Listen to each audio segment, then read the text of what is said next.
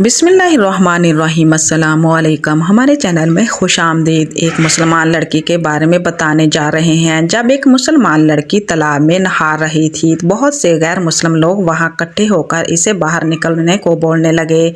इसके बाद कुछ ऐसा हुआ जिसे देखकर वहां मौजूद तमाम लोग मुसलमान हो गए। तो दोस्तों, ऐसा क्या हुआ इसके बारे में हम आपको आगे बताएंगे, इसीलिए मेरी आपसे गुजारिश है कि इस वीडियो के एंड तक ज़रूर देखें। बहुत साल पहले की बात है। एक राजा अपने सिपाहियों के साथ कहीं जा रहा था। वो राजा मुसलमान नहीं था। इस वक्त बहुत गर्मी थी और गर्मी की वजह से इसे नहाने की हाजत महसूस हुई। इसी वजह से वो करीब के तालाब में नहाने पहुंचा। वहां जाकर वो क्या देखता है कि तालाब में पहले से ही कुछ लड़कियां नहा रही थी, क्योंकि वो तालाब लड़कियों के नहाने के लिए था। लड़कियों ने जब राजे को तालाब के करीब आते देखा तब फौरी ही दरवाजे से बाहर निकल आई, लेकिन एक लड़की तालाब में बैठी रही।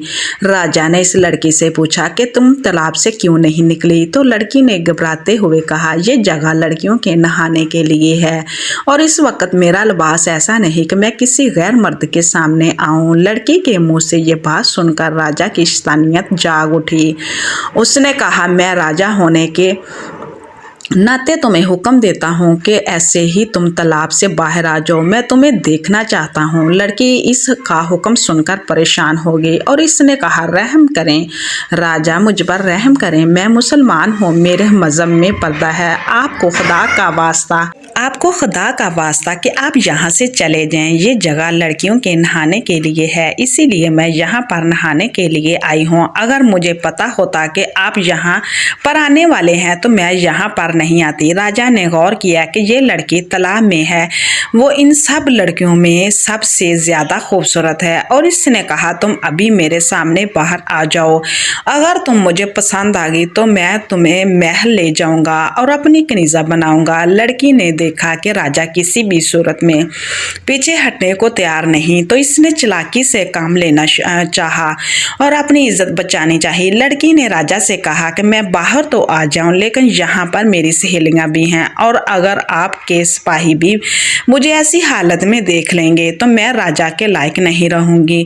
अगर आज आप मुझे जाने दें तो कल मैं खुद आपके दरबार में हाजिर हो जाऊंगी। लड़की की ये बात राजा के दिल को लगी और वो सिपाहियों के लेकर वहां से चला गया। अगले दिन बेताबी से राजा इसका इंतज़ार करता रहा, लेकिन वो लड़की दोबारा नहीं आई। इसके बाद राजा ने सिपाहियों को हुक्म भेजा कि इसके घर का पता करो, इसको मेरा पैगाम दो कि राजा ने तुम्हें दरबार में बुलाया है। सिपाही चले गए और ढूंढते ढूंढते इस लड़के के घर तक पहुंच गए। जब सिपाही इस लड़के के घर पहुंचे तो उन्होंने इस लड़की के बाप से कहा, जो कि पेशे से एक सुनार था। सिपाहियों ने कहा कि राजा ने तुम्हारी बेटी को दरबार में बुलाया है, अगर वो दरबार में आज ना पहुंची तो राजा इसको उठाकर ले जाएंगे। और ये धमकी देकर राजा सिपाही वहां से चले गए।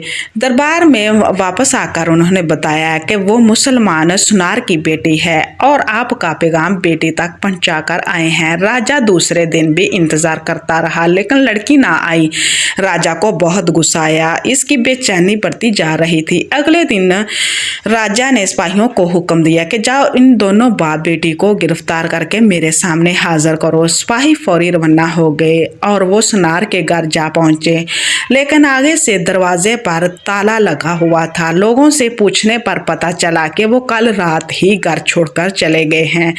और जब इस बात का इल्म राजा को हुआ तो वो गुस्से से पागल हो गया। इसने सिपाहियों को हर जगह दौड़ाया, लेकिन इस लड़की और इसके बाप का कुछ पता ना चल सका। फिर इसने सल्तनत पर ऐलान करवा दिया कि जो सुनार और इसकी बेटी का पता देगा इसे 1 किलो सोना इनाम भी दिया जाएगा। लेकिन फिर भी कुछ हासिल ना हुआ, इस लड़की का कुछ पता ना चल सका। तो इसने अपने साथ वाले राजों को खत लिखा और इस लड़की को ढूंढने की दरख्वास्त करके मदद मांगी, लेकिन वहाँ भी इसका कुछ पता ना चल सका। ऐसा लगता है कि जैसे इस लड़की को ज़मीन निकल गई या आसमान खा गया। एक और वो जालिम राजा सोया हुआ था। इसको एक ख्वाब आया। ख्वाब में इसे दरिया के किनारे एक झोंपड़ी नजर आई। राजा झोंपड़ी को देखकर हैरान होता है कि इस वीराने में किसकी झोंपड़ी है। इस झोंपड़ी को देखने के लिए वो झोंपड़ी के पास गया और अंदर दाखिल हुआ तो इसे वहाँ एक दाढ़ी वाला बुजुर्ग नजर आया और इन बुजुर्ग के साथ एक लड़की भी बैठी हुई थी। इससे पहले कि राजा लड़की की शक्ल देखता, इसकी आंख खुल गई। राजा समझ गया कि ये वही बाप बेटी हैं जो झोंपड़ी में छुपे हुए हैं।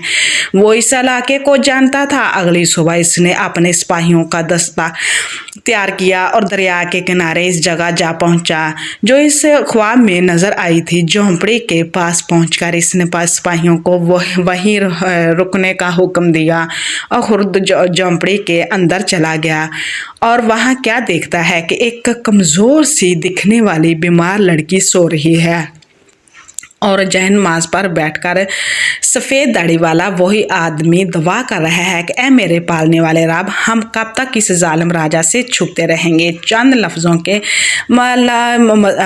लम्हों के मज़े के लिए मेरी नादान बच्चे की इज़्ज़त ख़राब करना चाहता है और जहन्नम की आग अपने ऊपर वाजिब करना चाहता है। या अल्लाह, इस जालिम राजा को हिदायत फरमा, इसके दिल में अपनी मोहब्बत पैदा कर, इससे लोगों को डर कर ना रहें बल्कि इसके होते हुए खुद को महफूज समझे। इसको इज़्ज़त लूटने वाला नहीं बल्कि इज़्ज़त बचाने वाला कर दे। या अल्लाह, तेरे अख्तियार में तो सारी कायनात है, तो दिलों को फेरना जानता है। राजा समझ गया कि ये वही लड़की है जिसे वो तलाश करते हुए यहाँ तक आया है, लेकिन वो एक कमज़ोर और बीमार नज़र आ रही थी। और वो राजा शर्मिंदा होकर इसके बाप के पास बैठकर रो रो कर माफ़ी मांगने लगा और कहने लगा, मेरी वजह से आप पर ये मुसीबतें और तकलीफ़ें आई हैं। मैं बहुत शर्मिंदा हूँ और मैं आपसे माफ़ी चाहता हूँ। मेरी आंखें खुल गई हैं, मुझे माफ़ कर दें। फिर बादशाह ने इन दोनों को पूरे अजीज़ के साथ महल में बुलाया और लड़की के बाप से कहा कि मैं ऐलान करता हूँ कि मैं अल्लाह और इसके रसूल सल्लल्लाहु अलैहि वसल्लम पर ईमान लाता हूँ और मुसलमान होता हूँ, और अब अगर आप इजाज़त दें तो मैं आपकी बेटी से निकाह करके इसे अपनी बीवी बनाना चाहता हूँ। बाप ने बेटी की रजामंदी जानकर इसकी शादी इस बादशाह से करवा दी और बादशाह ने इस लड़की को अपनी बेगम बना लिया। अब बाद में इसकी गैर मुस्लिम रियासत हो गई और बहुत सारे लोग मुसलमान हो गए।